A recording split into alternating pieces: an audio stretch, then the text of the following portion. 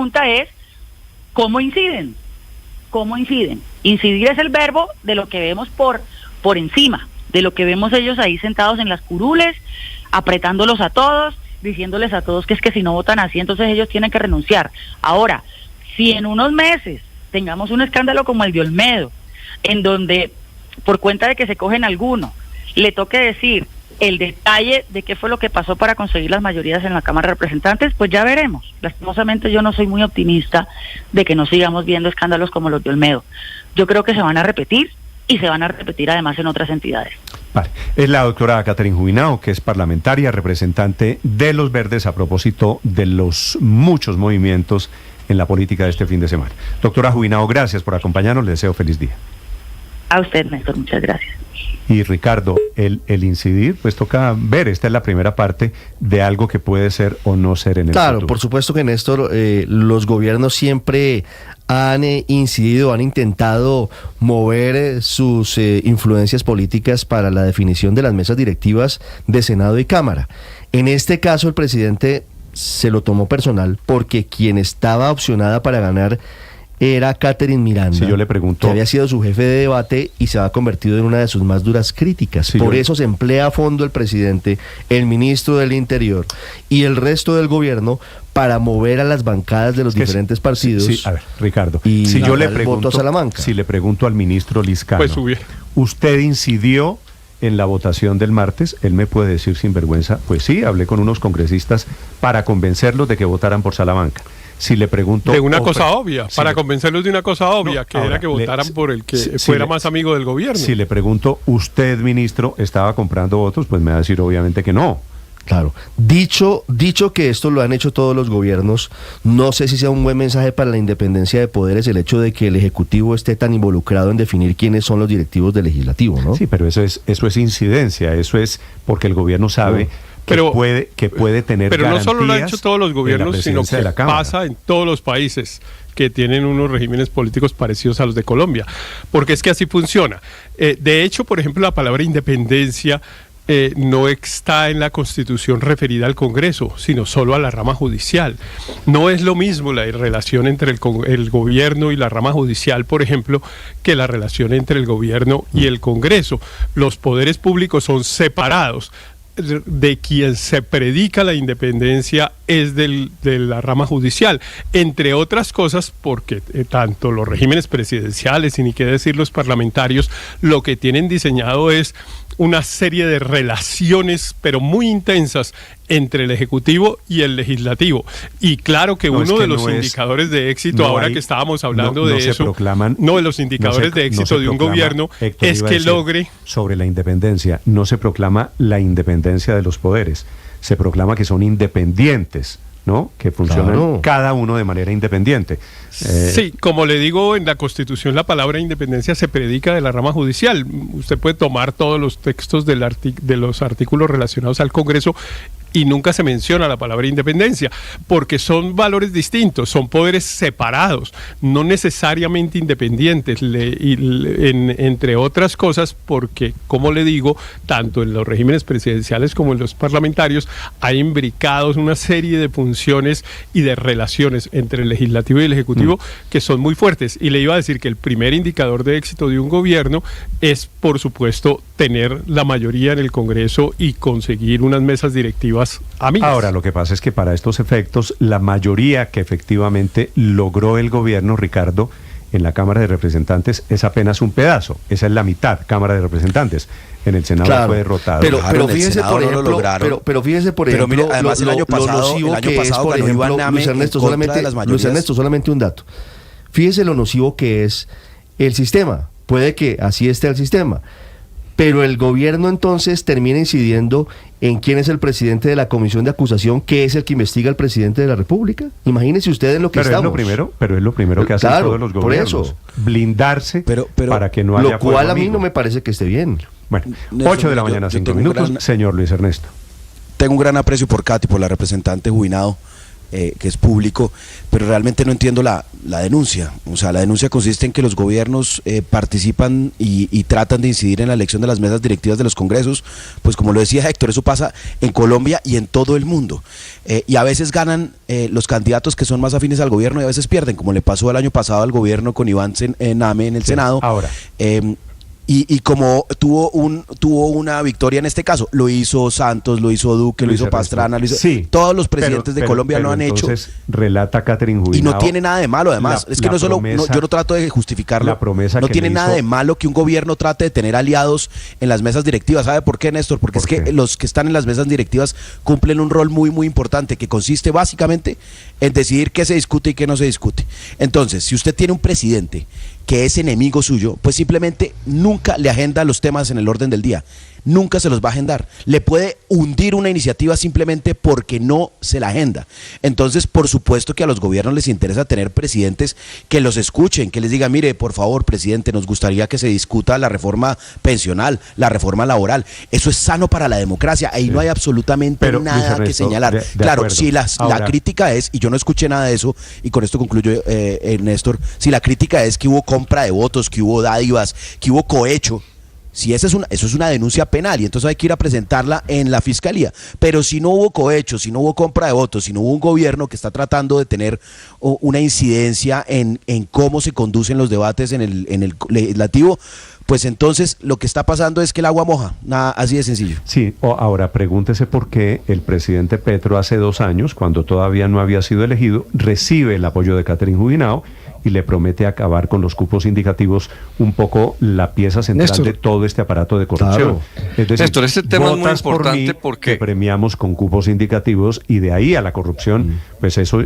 hay mucho menos de paso. Pero además es que la representante Juvinao sí sugiere y pide investigar si eventualmente hubo algún tipo de transacción a cambio de los votos, no solamente el poder de la persuasión. Lo deja allí y dice, yo no puedo asegurarlo, pero hay que investigar por qué todos los congresistas de muchos partidos terminaron volteando su voto, incluso algunos en contra de lo que querían, según nos contó. Sí, ahora. Néstor, pero este tema es tan importante porque es de fondo, y pues verlo simplemente como la coyuntura induce en error, porque la gente cree que es una cosa que está pasando porque sí. La explicación de esto se llama sistema político clientelista en Colombia, por eso ha durado décadas. Pocas veces los presidentes de Congreso no pertenecen a la coalición de gobierno. Un ejemplo parecido fue el gobierno pasado. Si usted mira, el presidente Duque intentó romper con esa regla, él lo llamó no mermelada. Intentó hacer un gobierno de partido, pero no tenía mayorías. Entonces no pasaba casi nada por el Congreso. Y todo el mundo, inclusive por estos micrófonos, le decía que era un ingenuo, que un niño en la política, que cómo pretendía gobernar sin tener mayoría en el Congreso. Entonces, de un momento a otro, abandonó su política no mermelada y le entregó los ministerios a los partidos, a porrillos, como dicen, y ahí empezó a tener algo de gobernabilidad. Pero es que el tema es de fondo, no es culpa de Duque o de los anteriores. Es un tema de la cultura política. Si usted va a mirar dónde nace todo esto, en la financiación electoral, en las instituciones electorales como un Consejo Nacional Electoral politizado, los órganos de control politizados, una relación de el gobierno nacional y lo local, donde tiene prioridad el gobierno nacional y los parlamentarios son los dueños de los mandatarios locales. El sistema de aprobación y repartición fiscal es totalmente clientelista. El sistema presidencialista, que se basa en que la iniciativa del gasto es del presidente y no del legislativo. Todo eso hace que esto pase.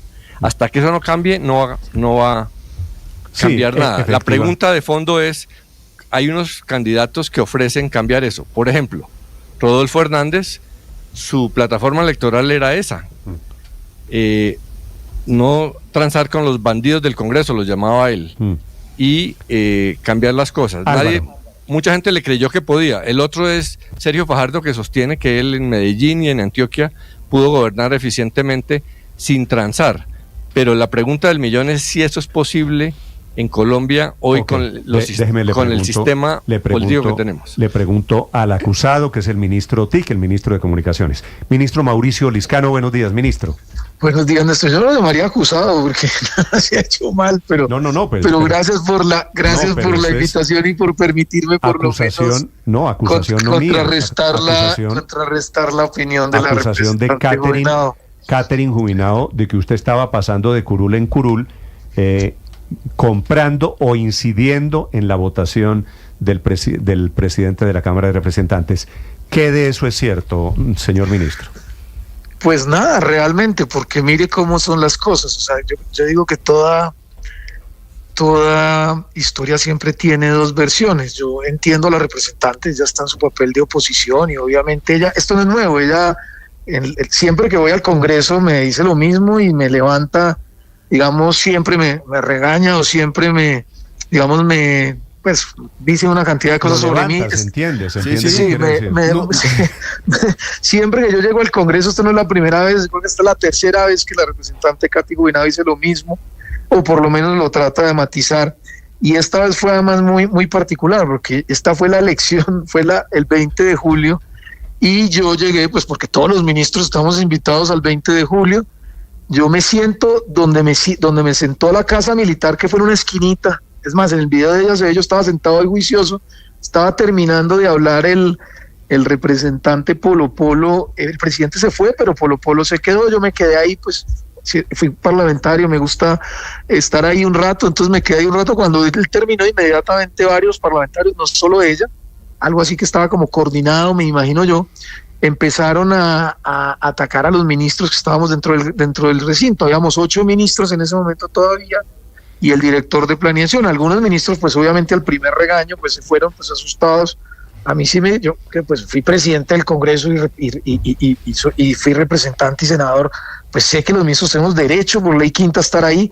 A mí sí me pareció como un poco, lo digo sinceramente, irrespetuoso de que quisieran sacar a todos los ministros, y yo esperé que se diera el debate y me quedé ahí como una hora que duró ese debate. Entre unos decían que nos teníamos que ir, otros que nos teníamos que quedar. Yo me quedé ahí escuchando. Cuando de un momento empezaron cuando terminó el debate, al final no nos sacaron, no me iba a salir ahí, digamos, como regañado, y empezaron las postulaciones y yo me salí, es decir, yo no estuve ni siquiera en la votación. Entonces ese cuento de que yo estuve de curul en curul, pues es muy fácil probarlo. Creo que habían 50 medios y habían 200 personas, 400 personas. ¿Cómo es? Entonces realmente, realmente ese tema yo no, y es también, y lo quiero decir además de esto, el tema de lo que ella, pues que hoy lo matiza y que obviamente ya no lo puede afirmar porque no es verdad, y sería pues digamos un tema muy grave decir eso, de que nosotros o de que algún miembro del gobierno que cambió papeletas o entre votos, eso pues realmente es mentiras. Yo de hecho cuando ella pone el Twitter sobre ese tema, yo estaba viendo Netflix con mi esposa hacía como 40 minutos, yo no estuve en la votación. Lo puede inclusive decir el senador de Luque, con quien me encontré saliendo del Congreso y caminamos casi 2 cuadras. Ministro, acláreme si es tan amable, el tema de los papelitos naranja. Eso es lo que estoy aclarando. ¿Qué de eso es cierto, qué no es cierto? Pues es que yo no sé, porque eso sí es ciencia ficción. Yo no tengo nada que ver con los votos. O sea, yo como ministro que tengo que ver con un voto no es y cierto, cómo marcan los congresistas. No es pues obviamente no, es que yo ni siquiera estaba presente. Ministro, déjeme preguntarle, por favor. ¿No es cierto que usted pasó por las curules de los congresistas de su partido, del partido de la U, y que ahí se metieron los papelitos naranja para garantizar la votación por Salamanca?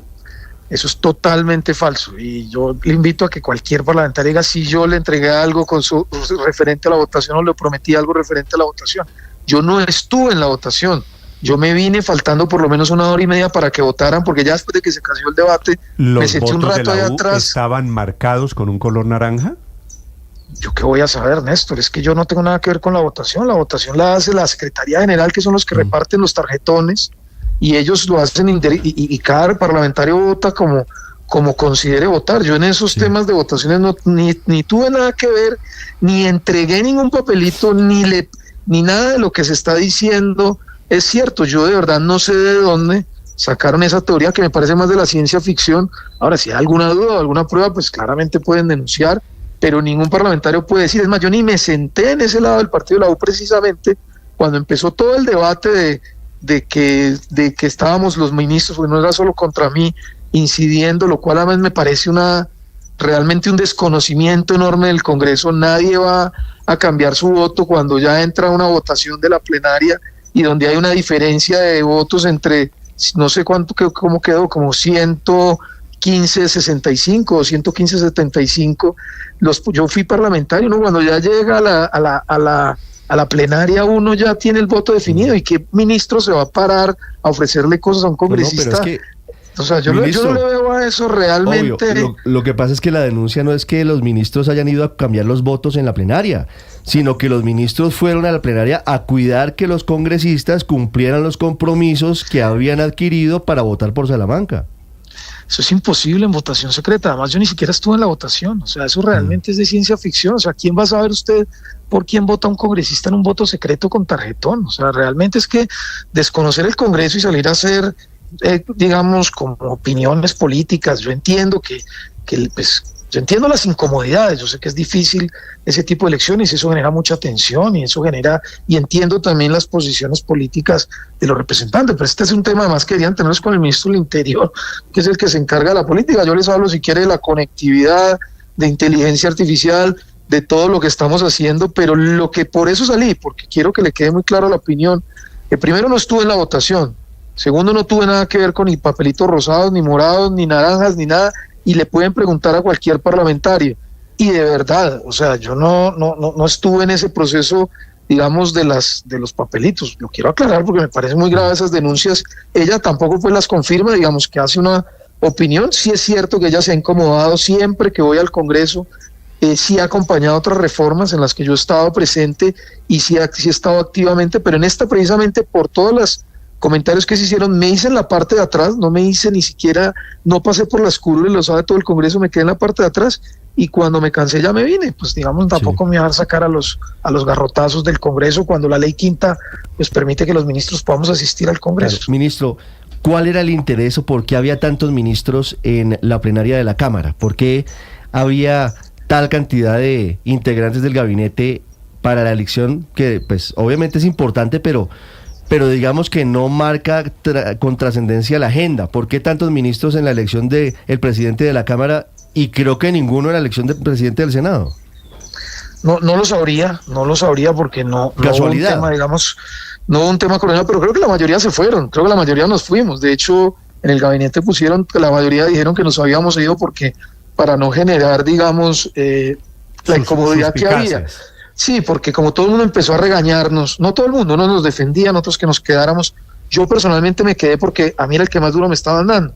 ¿Qué hacía yo? Entonces yo dije, no, pues yo tampoco me voy a sacar aquí a los garrotazos, porque pues no estoy haciendo nada malo, yo estaba sentado y juicioso, y ya después me quedé un rato más o menos prudencial y me vine. Como insisto, yo no estuve en la plenaria de la Cámara cuando se dio la votación, es más, cuando se anunció el voto yo ya estaba acostado viendo Netflix con mi esposa, yo pude haber salido mínimo una hora y media antes. Entiendo que quien sí se quedó hasta el final fue Cristo, pero es normal que siempre los presidentes de los ministros del Interior estén al frente de esos temas.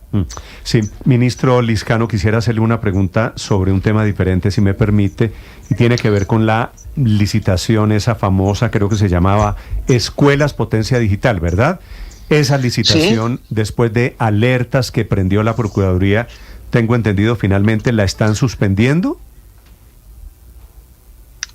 La estamos revocando, es una licitación para conectar 3.082 escuelas, una licitación que buscaba conectar los más pobres y las personas más alejadas, que tenía 7, 8 veces más en las propuestas de velocidad de lo que fue centros poblados, que no tenía anticipo, una licitación además que tenía canal dedicado, es decir, no se caía por tasa de reuso por más niños que se conectaran, y una interpretación, porque la licitación fue totalmente transparente, 14 uniones temporales, 28 empresas se presentaron, que es mucho para este sector, simplemente que el último día hubo una respuesta del ministerio, se cerraron las propuestas el lunes, y el día viernes llegó una pregunta sobre Access Point, que era un tema técnico, que respondió un técnico que era del 0.036% de la licitación, es una cosa muy pequeña, pero a juicio de la Procuraduría esa respuesta no se podía dar faltando 3 días,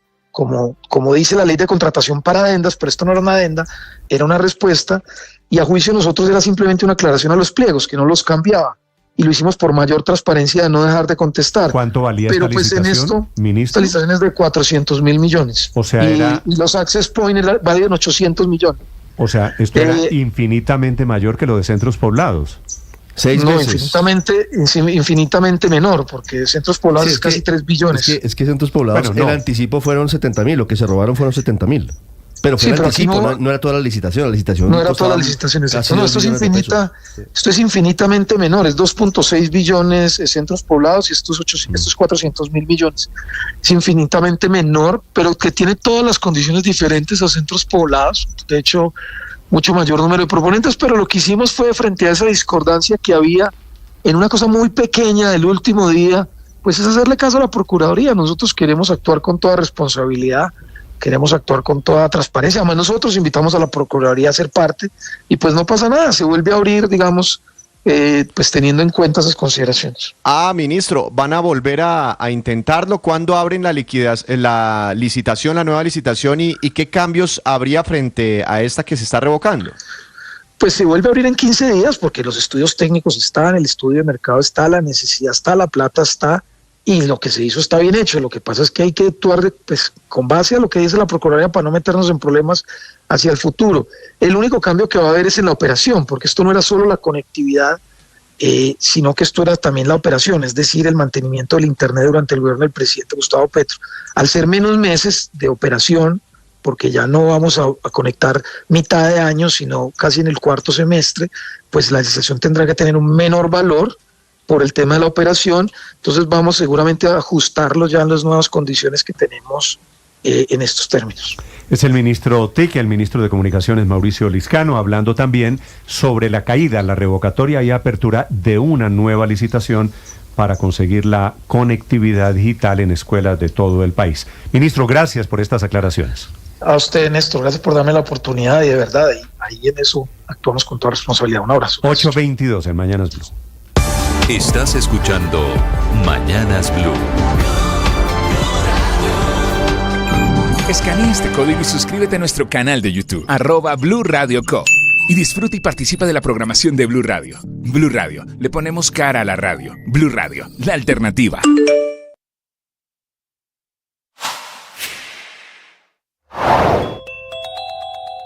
Hablando del gobierno del presidente Petro, por supuesto que hay que mencionar el nuevo golpe, la nueva derrota al plan de gobierno para comprar tierras que sufrió un revés en la Corte Constitucional que declaró inexequible, es decir, tumbó un inciso de ese plan de desarrollo que había modificado la metodología para la adquisición de tierras para que se hiciera por vía administrativa y a través de un procedimiento breve y sin intervención judicial. Es la metodología que algunos sectores políticos catalogaron como expropiación express porque eliminó la fase judicial que preveía el decreto Ley 902 del 2017 que contemplaba la clarificación de la propiedad, el deslinde y recuperación de baldíos, extinción judicial del dominio sobre tierras, la caducidad administrativa, la condición resolutoria del subsidio, entre otros aspectos. Fueron 2 demandas que llegaron a la Corte Constitucional que analizó si se desconoció el principio de publicidad en el segundo debate en la plenaria del Senado porque los senadores no conocieron el contenido de la proposición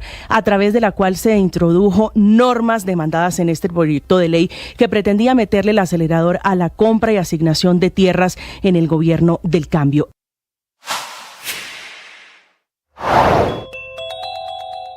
El suicidio de la doctora Catalina Gutiérrez Zuluaga, residente de cirugía de la Universidad Javeriana de Bogotá, puso al sector salud y a todo el país a repensar la formación de los médicos y hacer reflexiones sobre la carga laboral y académica de aquellos que deciden dedicarse a salvar vidas.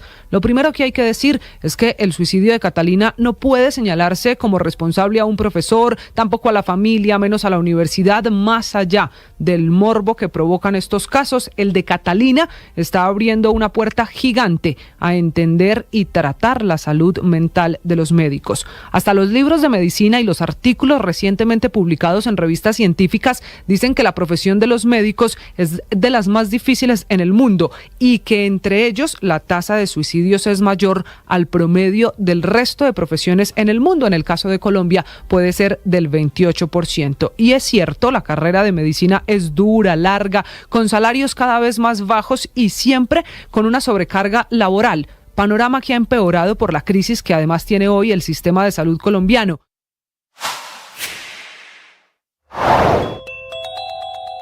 Gran preocupación en la Fiscalía frente a la inexplicable desaparición del computador de la exasesora del ministro de Hacienda, María Alejandra Benavides, quien aparece en los comprometedores chats con Sneider Pinilla, enviando mensajes a nombre del ministro Ricardo Bonilla para que se acelerara la entrega de los polémicos contratos que serían para favorecer a congresistas. Aunque desde el Ministerio de Hacienda aseguran que toda la información contenida en ese computador está resguardada en la nube, es un muy mal mensaje al país que justo cuando se conoce su presunta vinculación en el escándalo, nos enteremos de la desaparición de su dispositivo electrónico. Lamentablemente no es el único caso de extraña desaparición de materiales clave para determinar la magnitud del escándalo. Desaparecieron también el disco duro de un computador que utilizaba el principal asesor de la exconsejera presidencial para la región, Sandra Ortiz, y una memoria RAM de otro computador de esa misma dependencia. Se necesitan respuestas prontas por parte del DAPRE y del Ministerio de Hacienda para saber quiénes están detrás de la desaparición de estos dispositivos, en los cuales podría haber información crucial para esclarecer el escándalo de corrupción en la unidad de gestión de riesgo. El precio de las acciones, las monedas y lo que pasa en las bolsas se lo cuenta Mañanas Blue. 8 de la mañana, 26 minutos. Información con la apertura de los mercados en la jornada de hoy. La apertura de los mercados para arrancar esta semana con un dólar bajando levemente frente al cierre del pasado viernes. Cae 9 pesos en su cotización promedio, negociándose en 4.031 pesos. Se mantiene de todas formas por encima de los 4.000 pesos el dólar en Colombia. En el mundo también está bajando un poco, 0,04% el dólar frente a las principales monedas del planeta. Petróleo Brent cae 0,82%, se ubica por debajo de los $82 por barril, y en los mercados de acciones vemos un tono alcista. En Europa a esta hora suben en promedio los precios de las acciones 1,64%. El Scotiabank Colpatria también se está uniendo a la guerra de tasas de interés, también está rebajando sus tasas de interés para créditos de vivienda. A partir del 1 de agosto esta entidad ofrecerá una tasa de interés de 9,99% efectivo anual para proyectos de vivienda de interés social, y además también reduce en más de 4 puntos porcentuales las tasas de interés para créditos de viviendas no bis, ofreciendo una tasa desde 10,99% efectivo anual. Se suma entonces otro banco a esta guerra sobre tasas de interés en la que ya participan los 3 grupos financieros más grandes, el Grupo Aval, el Grupo Bolívar, el GEA, entre otros bancos que están rebajando sus tasas de interés hipotecarias. Víctor, hablando de cifras, la cifra impresionante, la de este fin de semana, es Karol G en el Bernabéu, llenando el Bernabéu. 4 Bernabeus. No, 2, padre. Hoy es el tercero, mañana es el cuarto. Van dos. Pero están vendidos. Pero ya los vendió. No, ya 4, se puede decir que ya los llenó. En total, casi 250,000 personas, padre. Esto es muy impresionante. Lo de Karol G no solo es un fenómeno artístico, sino esto ya es una cosa económica. Nunca, nadie, ni Taylor Swift, ni Paul McCartney, nadie había llenado 4 noches consecutivas. ¿Cómo dicen? ¿Es un caso de estudio? Es un caso, es un caso de admiración. Y esta noche es el tercero. Esta noche es el tercero, pero ya está vendido. Y mañana es el cuarto. Ya está vendido. Y si hubiera quinto, vuelve a llenar llena, el por Bernabéu. Dios. Impresionante. Y tuvo un momento especial este fin de semana. En Colombia no hay nadie que haya hecho eso. No. Morat llenó 2 campines, ¿verdad? Sí, y para nosotros fue gran momento. ¿O 1,5? No, Morat llenó 1.8, digamos. Bueno, casi 2 campines, 4 Bernabéus. Pero es que el Bernabéu son 35,000 personas, es mucho menos. Es el nuevo Bernabéu, este es el nuevo escenario que se construyó, no es el viejo, no es el clásico. Tiene una cantidad de prestaciones. Es que usted ve esas imágenes y da vértigo, ¿no? Sí, impresionante. Grandísimo ese estadio. Con invitados 4 especiales. días. Estaba contando a Maya Montero, la vocalista de La Oreja de Van Gogh. Uy, eso estuvo, ¿no? Reapareció. Ese fue un gesto muy bonito, ¿sabe? Porque Karol G está acostumbrándonos a llevar a sus conciertos a mujeres que ya estaban o artistas en general que ya estaban fuera del escenario. Y el caso de Amaya Montero es muy bonito porque ella dice, pensé que no iba a regresar a un escenario después de 3 años. Porque Amaya Montero le cantó a Karol G cuando Karol G era chiquita, claro. Y entonces lleva a sus ídolos. Rosas. Pero es que Amaya Montero además es un caso particular porque ha tenido muchos problemas, ella se retira de la escena musical, había muchas especulaciones sobre cuáles eran sus condiciones de salud y por eso ella no había vuelto a los escenarios. Regresa, imagínese usted que mejor. Yo creo que aquí relanza su carrera. En el Bernabéu ante no sé cuántos miles de personas. ¿Vio las imágenes? Para quienes quieran ver las imágenes, padre, en YouTube lo pueden hacer la gente apoteósicas. Que está Mire en eso. YouTube. Es muy impresionante. Así sí me gusta ver ese estadio. Porque cada noche le mete 60 y no meta varillazos deportivos, hombre. 60 y tantas mil personas. El Madrid llena cada domingo, hombre. Al Bernabéu. Desde Madrid a esta hora sobre Karol G y los conciertos históricos también en España. Enrique Rodríguez. En realidad estamos en el ecuador de esos conciertos. El primero fue el pasado sábado. Anoche tuvimos el segundo. Hoy llegará el tercero.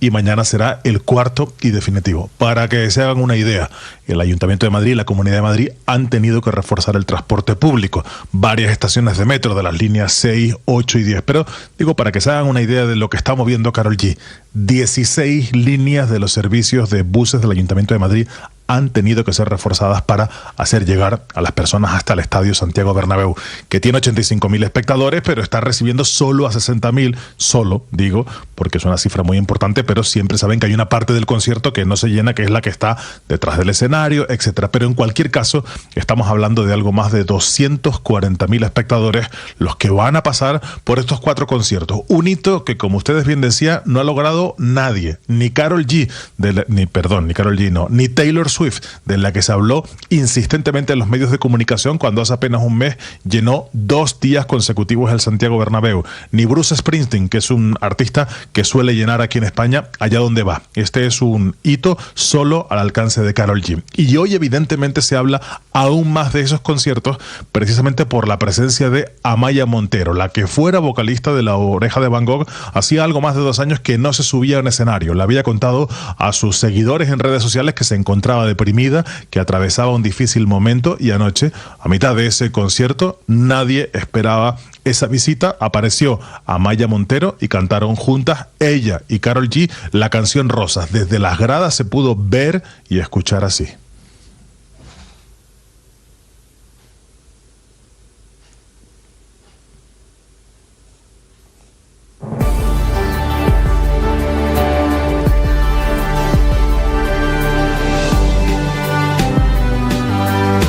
De hecho, hoy muchos seguidores de Karol G se preguntan con algo de humor que qué mala suerte han tenido por no haber ido al concierto donde se ha producido precisamente el regreso de Amaya Montero. En cualquier caso, más allá de este acontecimiento que ha hecho que se hable todavía más de los conciertos, porque Karol G es muy conocida en España, pero también lo es mucho Amaya Montero, y su estado de salud, como digo, había preocupado y mucho aquí en España. Pero evidentemente es un hito en todos los sentidos. Eso sí, para el concierto de mañana, si alguien nos escucha que vaya a ir al concierto de mañana, que se hidrate y que se prepare, porque mañana va a ser un día extremadamente caluroso aquí en Madrid. Las temperaturas superarán los 27 grados centígrados y por la madrugada no bajarán de los 24. Así que paciencia para los que estén haciendo fila, porque como digo, el calor va a ser terrible, sobre todo en el día de mañana, Néstor. Karol G en los 2 conciertos con sombrero, en uno de los conciertos con bandera española, ¿no, Enrique? Sí, bueno, y con guiños a Colombia y con una parte importantísima del público colombiano. Es un público muy heterogéneo, ¿eh? No quiero decir que sea un público enteramente colombiano, porque ella trasciende más allá, pero digamos que lo ha dado todo, porque sabe que tiene un público muy receptivo, pero también estamos hablando de un hito. Se preguntaban aquí algunos opinadores en el mundo de la música por qué se había hablado muchísimo más de Taylor Swift que de Karol G cuando ha llenado el doble de espacios. Puede ser que sea porque haya algo más de presencia en los medios de la propia Taylor Swift, pero estamos hablando, insisto, de un hito que es absolutamente histórico en la música, en el Estadio Santiago Bernabéu, en el renovado Santiago Bernabéu, pero en general en el mundo de la música. No es fácil encontrar cualquier artista, el que sea, que llene un estadio así, que reúna casi 250.000 personas en 4 conciertos consecutivos. Sí, y si hubiera puesto 2, 3, 4 más, no tengo ninguna duda que los hubiera llenado esto. Ahora, Enrique, ¿qué va a pasar mañana? Porque si ya hay semejante fenómeno de Karol G en el Bernabéu, mañana, en el del 23 de julio, es el último de la gira. Mañana se acaba mañana gira, ¿no? Será bonito. Y ella le ha anunciado al mundo que va a transmitir ese concierto por YouTube y que va a ser el más especial. Si los que van hasta ahora ya han sido lo que son, ¿qué va a hacer Karol G mañana? Es la pregunta para los afortunados que tengan la boleta. De ella, ¿no? Qué orgullo de una colombiana que ¿quién haga será eso? el invitado mañana? Mídalo en que Taylor Swift es la gran estrella de la música. Y usted sabe que la están estudiando en varias universidades. Y Karol G. Como fenómeno económico. Claro. Porque cuando llega Taylor Swift a algún país genera presiones inflacionarias. Inclusive hay bancos centrales que analizan ese fenómeno porque les genera ciertas presiones sobre la inflación y retardan sus decisiones sobre tasas de interés en algunos momentos. Pero Karol G está superando eso, porque es que no son solo estas 4 fechas, Néstor. Venimos de ¿cuánto, Camila? 60, 70 shows similares. Toda la gira tiene 90 conciertos, ya no quedan sino el de hoy y el de mañana. El de hoy es el 89, el de mañana es el 90.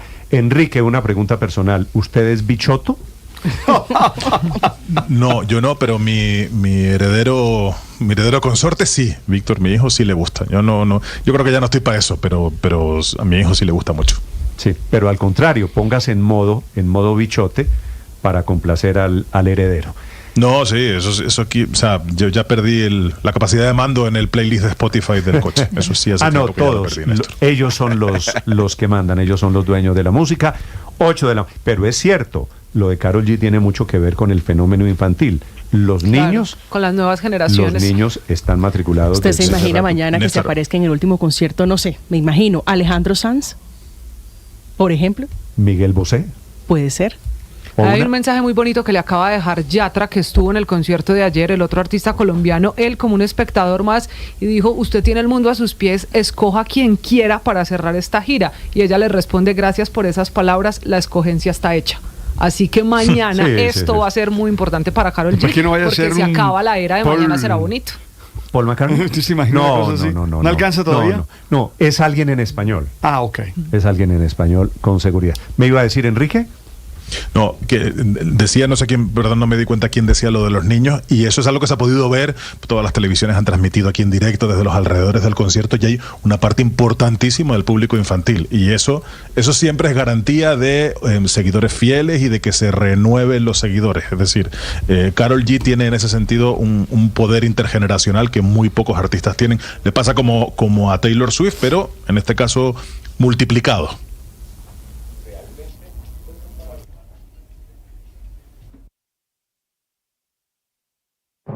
Estás escuchando Blue Radio.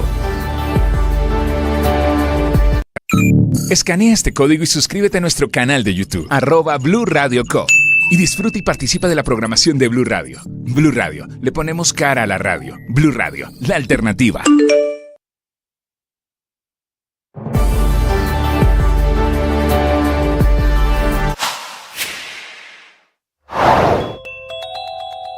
Está apareciendo el nombre como la más opcionada de la vicepresidenta Kamala Harris, que se abre paso entre los muchos candidatos que podrían disputarle la candidatura tras la renuncia del presidente Joe Biden.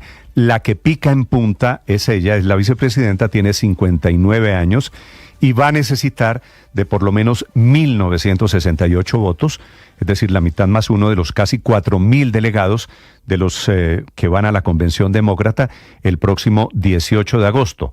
Todas las fuerzas políticas parecen estar alineadas alrededor de Kamala Harris, y esta mañana en Estados Unidos un gobernador, el de California, o personas, senadores que podrían ser o aspirar, están ofreciéndole su apoyo a Kamala Harris. Solamente hay un silencio, es el del expresidente Barack Obama, que no la menciona a ella al hacer la evaluación de la nueva realidad política después de la renuncia del presidente Joe Biden.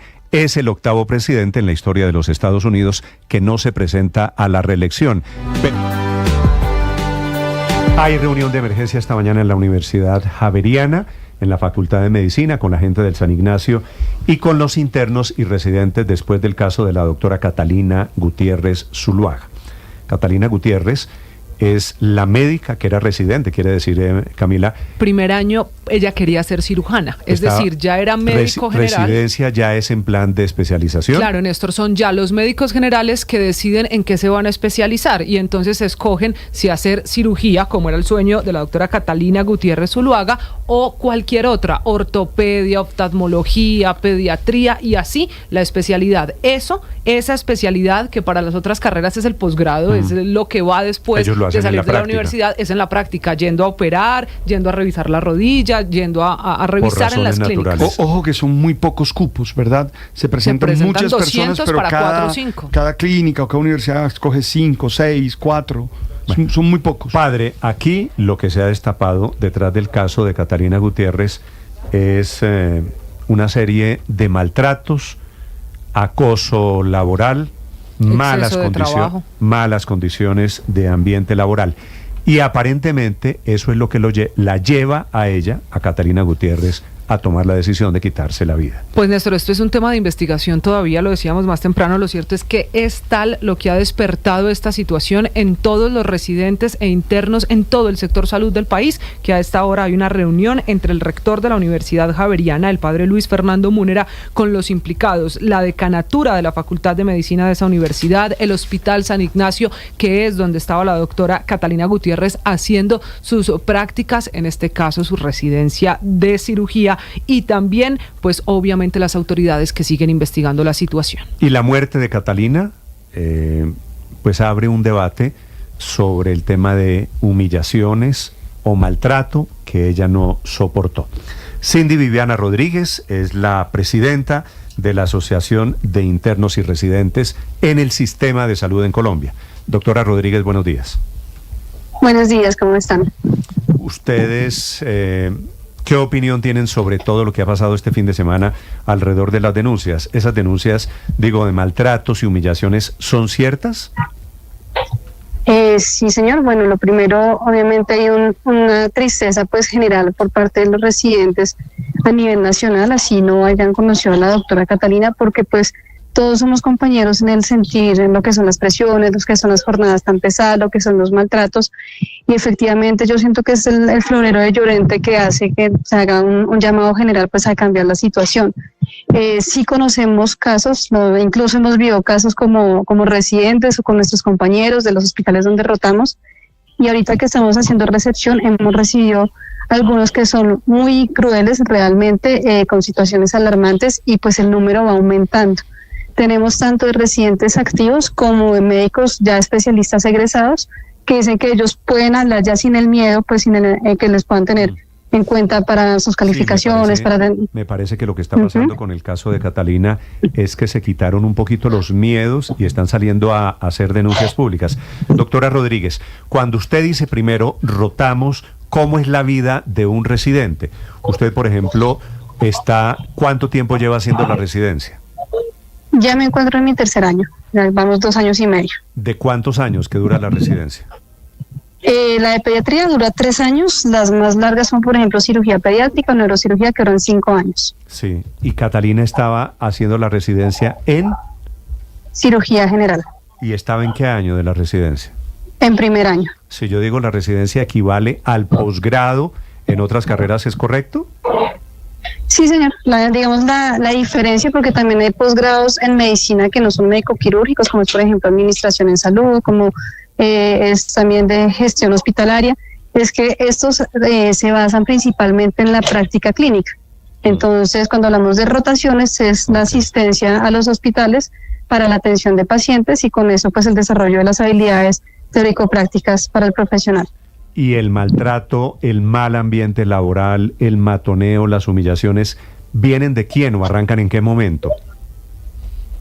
Hay múltiples factores, en algunos casos lamentablemente son los mismos docentes de las universidades, que en estos casos pues al tener un vínculo directo a la universidad sobre su tipo de contratación, sobre los concursos docentes, se espera que tomen algún tipo de cartas en el asunto. También puede generarse por parte de los médicos especialistas que están en los hospitales, por ejemplo, que no es mi docente, pero yo hago parte de mi práctica con él y no tiene ningún vínculo con la universidad, sino con el hospital en donde me encuentro haciendo la práctica. Que estos casos son un poco más difíciles porque es a través de los convenios docencia-servicio que se hacen las denuncias o que se deben hacer los seguimientos, pero el trámite quizás es un poco más largo. Y en algunos casos pues también puede ir asociado con el personal asistencial no médico, lo que son auxiliares, terapeutas, que en algunos casos, aunque en menor medida, también se presentan. Claro, doctora Rodríguez, esto ocurre en todas las clínicas y en todas las universidades. Conseguir un cupo para ser residente ya es un problema muy serio al que se enfrentan los médicos en el país, pero ¿esto ocurre en todas las universidades? Yo creería, si no es en todas, es en la gran mayoría. Nosotros abrimos el correo de denuncias el día de ayer, en menos de 5 horas recibimos 14, en este fin de semana hemos recibido más de 20, o sea, en solo menos de 2 días. Y abarcan ciudades no solo de Bogotá, incluso nos han escrito de Pereira, nos han escrito desde Cartagena, y con la seccional Valle de ANIR estamos unificando correos y unificando información para poder tener un barrido nacional, porque sí es algo que se presenta en casi todas las instituciones, pero no decir que en todas. Sí, doctora Rodríguez, ¿y por qué se presentan estas situaciones con los médicos residentes? Ustedes, ¿qué pueden analizar de lo que está ocurriendo? El caso de la doctora Gutiérrez es supremamente doloroso y destapa una serie de condiciones, pero ¿por qué está pasando esto? Realmente es algo que viene cultural. Desafortunadamente la cultura de la formación en salud, tanto en pregrado como en posgrado, es una cultura jerárquica, es una cultura muy violenta. Entonces uno escucha a alguno de los profes mayores decir: es que ustedes se quejan, nosotros tenemos 72 horas, 90 horas de turno, no íbamos 5 días a la casa, y pues realmente es algo que nunca estuvo bien. O sea, nunca estuvo bien tener 5 días seguidos de turno sin dormir, es un riesgo para uno, es un riesgo para los pacientes. Nunca ha estado bien que un docente, por ejemplo, en cirugía le pegara a un estudiante porque falló en la técnica quirúrgica que está aprendiendo a hacer. Entonces es algo que viene desde hace muchos años, que se ha interiorizado en varias generaciones, pero que yo creo que el cambio viene en que nuestra generación dice: exíjanos, por supuesto, nos queremos formarnos con calidad, pero eso no implica maltrato. Sí, doctora Rodríguez, eso es un poco como si los profesores de hoy, que ya son los especialistas que están en las clínicas, se vengaran de su experiencia difícil con el residente, con ese estudiante que llega en las distintas especialidades. ¿Ustedes que hoy están haciendo la residencia lo ven así, de una especie de venganza a la generación mayor? Es un poco así, realmente, como ellos dicen: yo me formé así y así estoy bien, entonces ustedes tienen que formarse así. Incluso no de comentarios, y son muy dolorosos, de especialistas que dicen cómo es que son una generación de cristales, que no aguantan nada, y no, realmente es que nunca se tuvo que aguantar, pero pues como ellos se formaron así, consideran que la mejor forma es hacerlo de esta manera. Doctora Cindy, ¿antes ha habido quejas, ha habido manifestaciones de parte de los residentes, o es apenas hasta esta ocasión? No, han habido, digamos, incluso yo puedo hablar desde mi propia residencia. Nosotros hemos presentado quejas desde que ingresamos, incluso generaciones anteriores, por situaciones de maltrato. Yo recuerdo cuando estaba en primer año, se pasó una queja porque una médica hospitalaria insultó a una compañera y la empujó.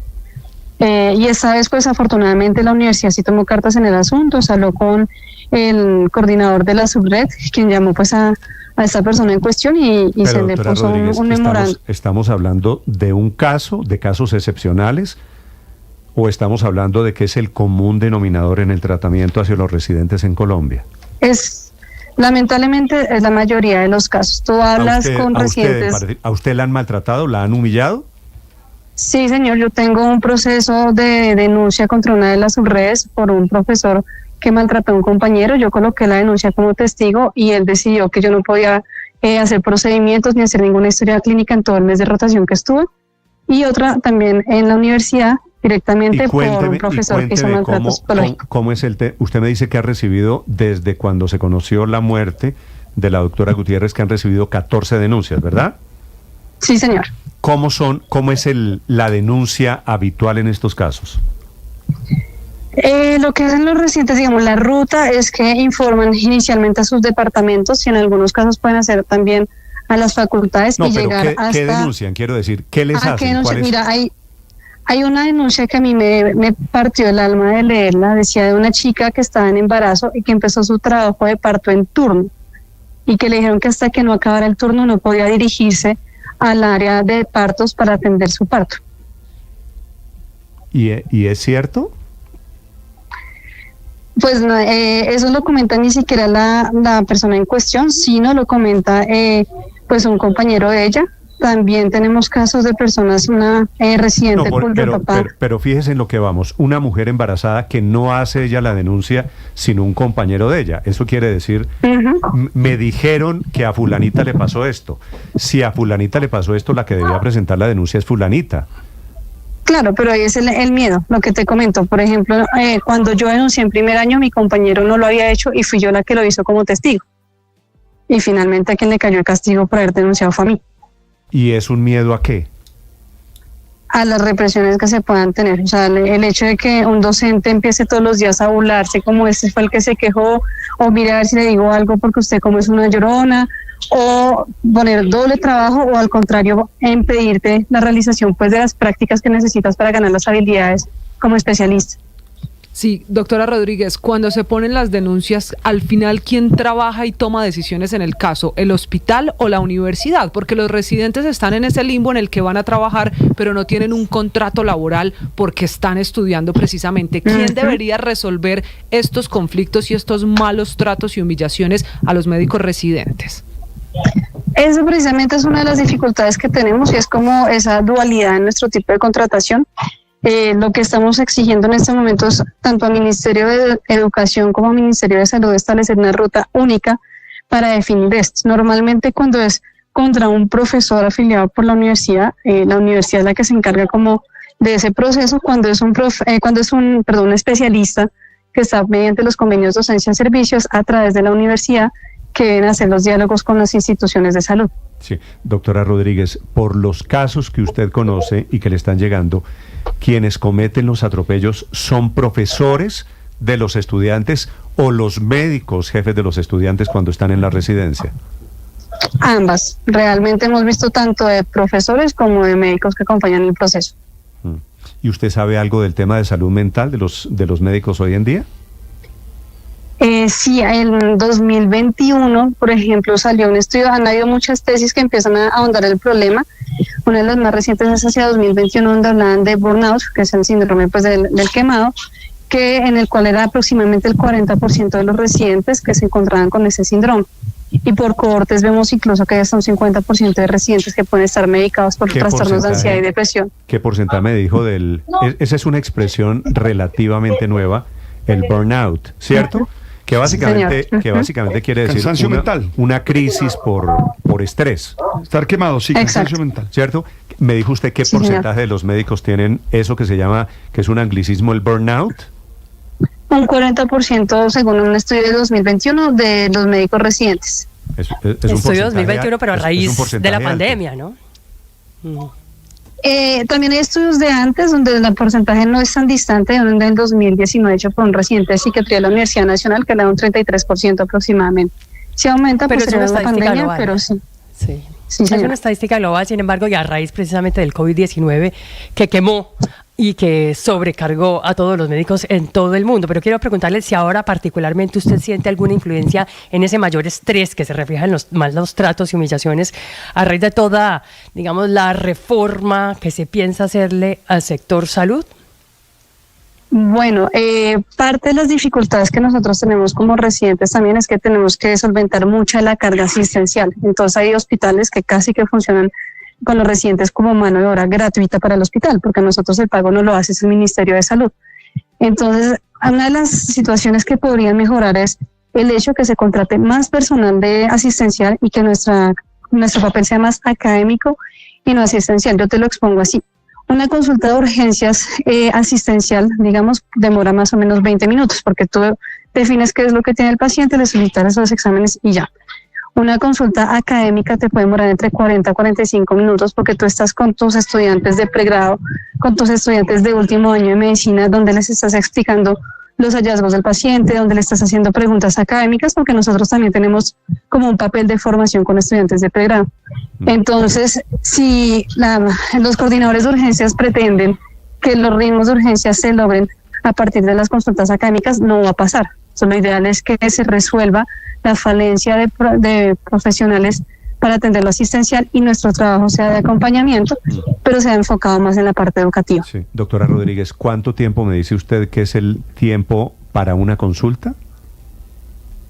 Pues lo ideal es mínimo por ley 20 minutos, pero igual depende, porque si tú, por ejemplo, tienes un paciente de alto riesgo, como es un neonato, como es un paciente oncológico, como es un paciente cardiópata, un post-trasplantado, pues 20 minutos no va a orar atendiendo. ¿Qué pasa con un médico que se pasa de esos 20 minutos, que excede los 20 minutos? Bueno, esto ya es más asociado al sistema de salud general, pero hay lugares incluso donde les hacen llamados de atención y donde pueden hacerles persecución laboral por pasarse del tiempo.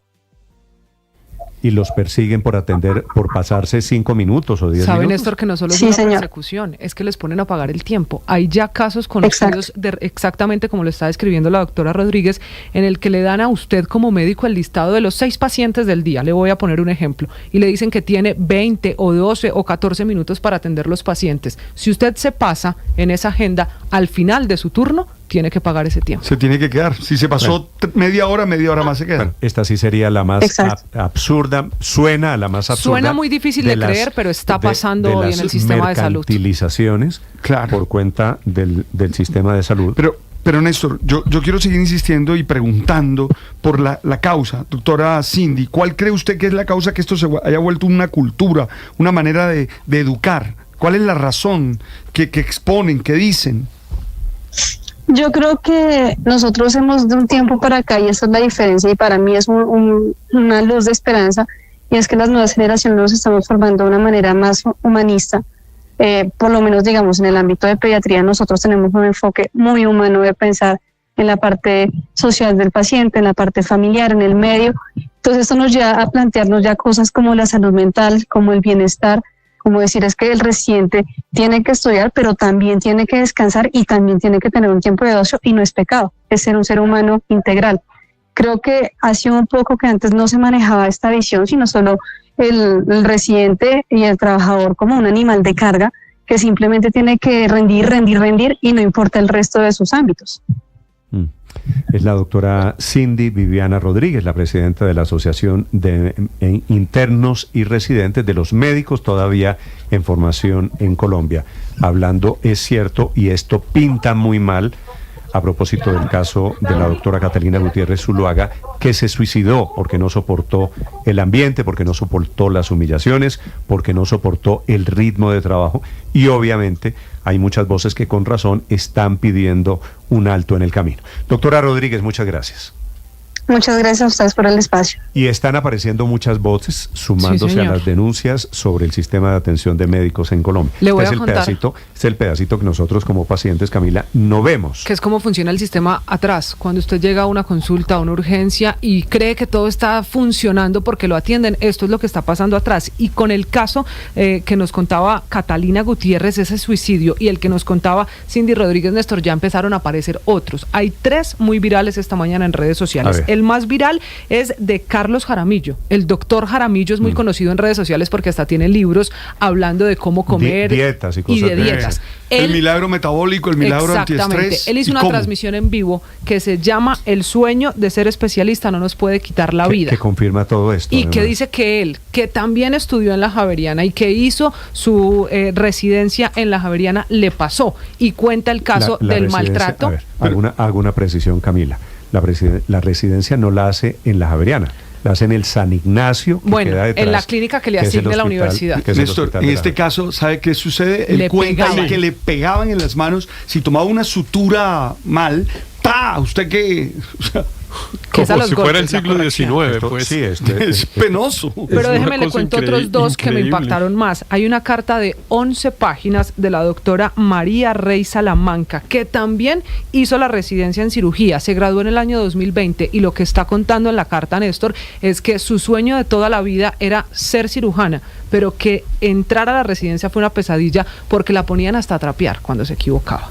Y que sumado a eso, a pasar la mecha, a pasar la trapera los pisos, claro, y que los gritos de que aseadora, un error significaba turnos de más de 24 horas, cuando en ese momento lo que debían hacer para los residentes eran de 9, de 12, y que llegó a tener de 24 y 36 como castigo. Y el último caso es el de Andrés Felipe Gómez, también residente. Él cuenta que cuando se equivocaba y llegaba, por ejemplo, a su turno como residente, los profesores le decían que el trabajo del día era arreglar el cuarto de residentes, tender las camas y lavar la cafetera. Camila, me escribe un médico, me pide que no mencione su nombre y me dice que este es un tema generacional. Me dice, ¿y por qué nosotros sí nos aguantamos y las nuevas? Porque ustedes estaban acostumbrados al maltrato y creyeron que el maltrato era bien. Normalizaron lo que está mal. Sí, por eso, doctor. Ver, padre, es posible, claro, que el médico que me está escribiendo tenga razón. No tienen ninguna razón. Es que, al revés. Eso nos hace más culpables a todos. Espéreme, le digo la teoría, padre. A usted y a mí, la mamá nos pegaba, ¿cierto? Sí, a mí me dieron chancletazos. A los médicos los maltrataban. Sí. A los periodistas, yo fui criado de una manera, mis maestros... Pero está mal. No, por eso. Con regla. Pero está mal. No, claro, pero es cierto que es un tema generacional y no es para criticar lo que está pasando. Lo que pasa es que... Pero está mal. Es un tema cultural. Y está mal, puede ser cualquier práctica, pero no está bien hecha. Es bajo aquella idea... Está mal. Es bajo aquella idea que para que haya calidad se tiene que exigir y confundir la exigencia con maltrato y confundir la exigencia con... Claro. Está mal y necesitamos como sociedad cambiar eso. No hay duda de que está mal. Pero pregúntese por qué también... Antes no les parecía que estaba mal, porque estábamos habituados a cierto nivel de maltrato. Claro, estoy de acuerdo. Y había maltrato en la casa, también han cambiado, claro. Y había maltrato en el trabajo. Hay una que es muy importante que ha cambiado, Néstor, que es el referente de autoridad. Claro, la autoridad antes simplemente se imponía por la fuerza. Ahora cada cosa tiene que argumentarse mucho más. Los papás tienen que argumentarle más a los hijos de las órdenes que dan. Los profesores tenemos que argumentarle mucho más a los estudiantes las instrucciones que impartimos. Claro, la sociedad sin duda ha cambiado en la relación de autoridad y ha cambiado, en mi opinión, para bien. Y al contrario, me parece que el testimonio de la persona que le escribe lo que hace es hacernos más culpables a todos, porque todos sabíamos que esto que